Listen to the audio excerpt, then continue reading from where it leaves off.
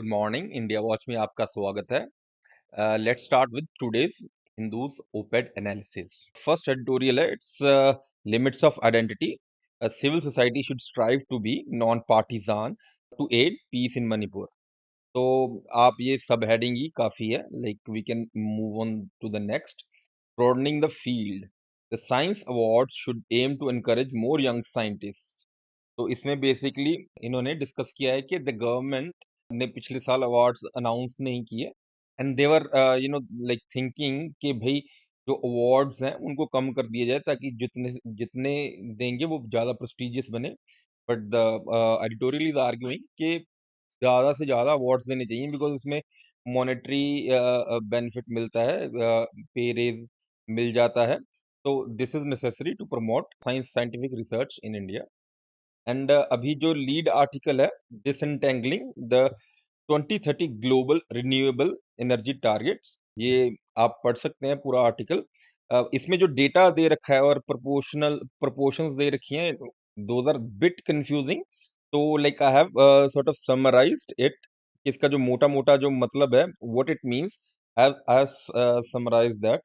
so we can look at that as well.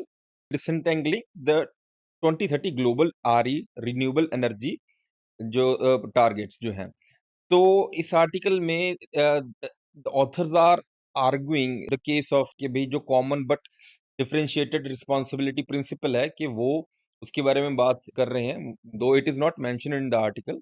तो इसमें basically जो सीओपी 28 से पहले जो प्रेसिडेंसी ऑफ सीओपी 28 है, इट हैज डिक्लेयर्ड कि भाई जो रिन्यूएबल एनर्जी प्रोडक्शन है उसको 2030 तक ट्रिपल करना है, right? And even the New Delhi Declaration of G20 has also affirmed that point.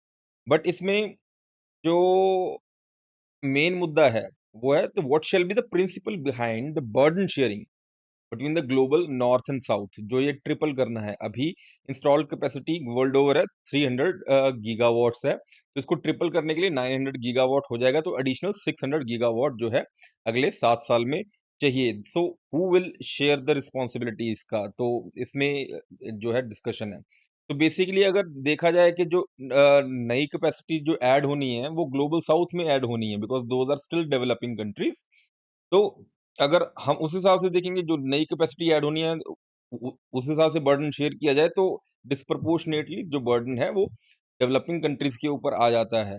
And और अगर जो प्रिंसिपल रखते हैं कि भाई जो हिस्टोरिक रिस्पॉन्सिबिलिटी उसको देखा जाए, और जो ऑलरेडी नॉन रिन्यूएबल रिसोर्सेज का जो प्रोडक्शन है, अगर उसको फेड आउट करने की बात की जाए, तो ग्लोबल नॉर्थ के ऊपर burden rightfully, as the authors argue, rightfully आना चाहिए, and that too proportionally only.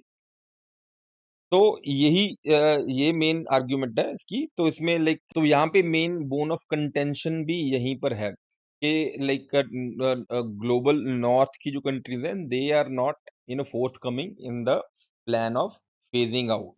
जो फेजिंग आउट का प्लान है, दे आर नॉट, अगर द जो प्रिंसिपल है वही लेके चलते हैं कि जो नई कैपेसिटी एडिशन हो रही है, that should be from the renewable resources, तो the burden disproportionately global south के ऊपर आ जाएगा, which lacks both in finance and जो टेक है।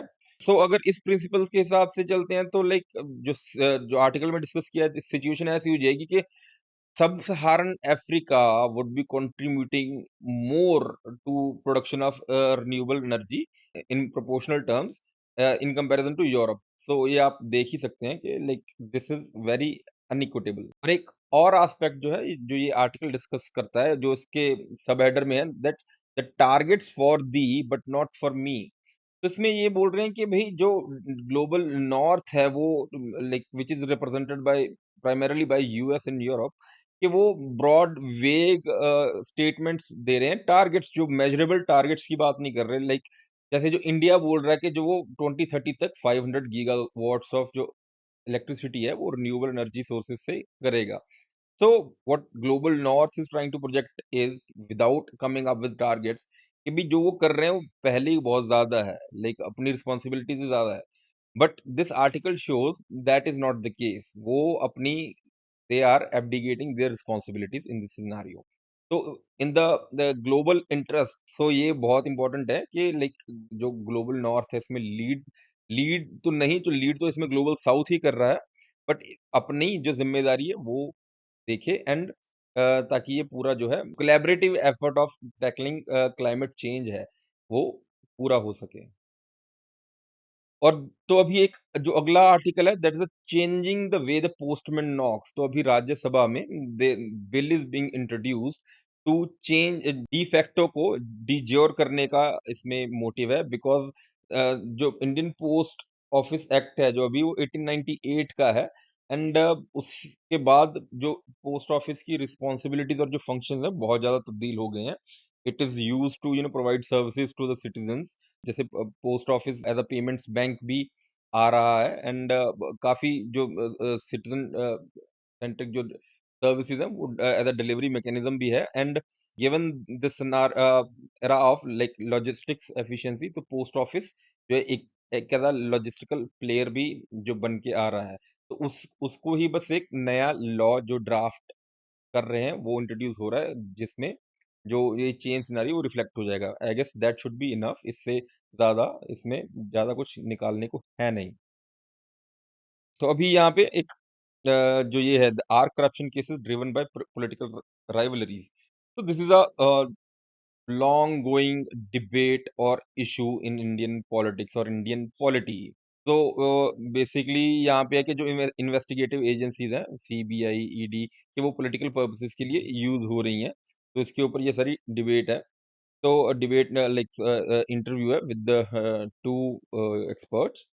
तो इसमें मोटा मोटी जो आर्ग्यूमेंट्स हैं हम वो देख लेते हैं कि है क्या। तो जो चार स्ट्रैंड्स इसमें निकल के आ रहे हैं वो है कि are these agencies use for political vendetta और इंटिमिडेशन। तो दोनों एक्सपर्ट्स अफर्म दिस चार्ज। वो बोल रहे हैं कि भाई आपको जो टाइमिंग ऑफ द केसेस हैं उसको देखना चाहिए। जैसे अभी चंद्रबाबू नायडू के ऊपर जो केस है, तो वो एकदम जनरल इलेक्शन और स्टेट इलेक्शंस के पहले आ रहा है, एंड जैसे बट मनीष सिसोदिया के केस में इट वाज जो दिल्ली गवर्नमेंट को इंटिमिडेट करने के लिए किया गया था।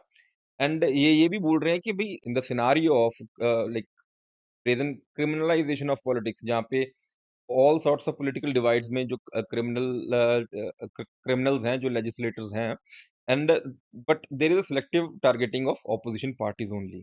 तो it is becoming a travesty of justice. The second point है the use of agencies for political purpose then rather than tackling corruption। तो जैसे टारगेटिंग ऑफ द ऑपोजिशन हो रहा है, तो ये टैकलिंग करप्शन तो एजेंडा में नहीं है, it's a use for the political purposes only. And then the question of officers, तो इसमें ऑफिसर्स की इंटेग्रिटी का क्वेश्चन भी जैसे आ जाता है कि भाई are they like doing the bid of their political masters. तो व्हाट दे बोथ एक्सपर्ट्स उसमें ये आर्ग्यू कर रहे हैं कि यहाँ पे बेसिकली जो गवर्नमेंट है ये कैरेट एंड स्टिक पॉलिसी कर रही है। एक साइड पे जो उनको जो उनकी लाइन टो कर रहे हैं उनको पर्क्स दे रही है, for example like like post retirement benefits वगैरह दे रही है, या एमोल्यूमेंट्स या पे वगैरह बढ़ा रही है उनकी। और अगर कोई उनके एडवर्स जा रहा है, like for example the case of Alok Verma, CBI director जो थे, उनको जो है रातों रात उनको मतलब उतार दिया गया था, and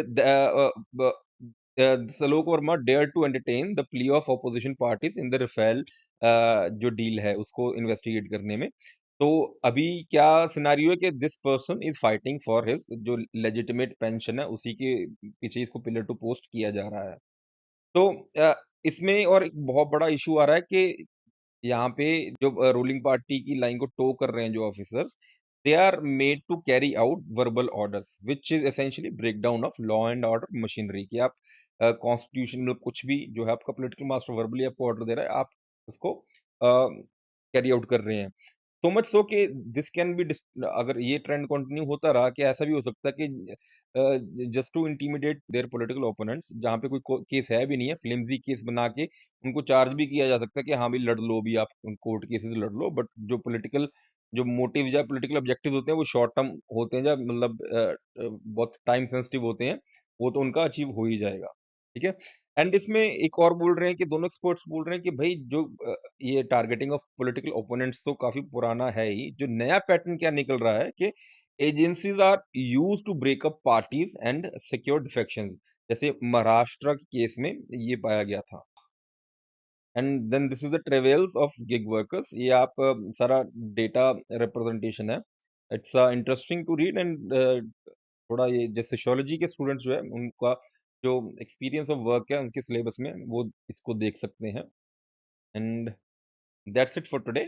and I hope you enjoyed it, and I hope it added some value to your daily routine in terms of saving your time. Thank you.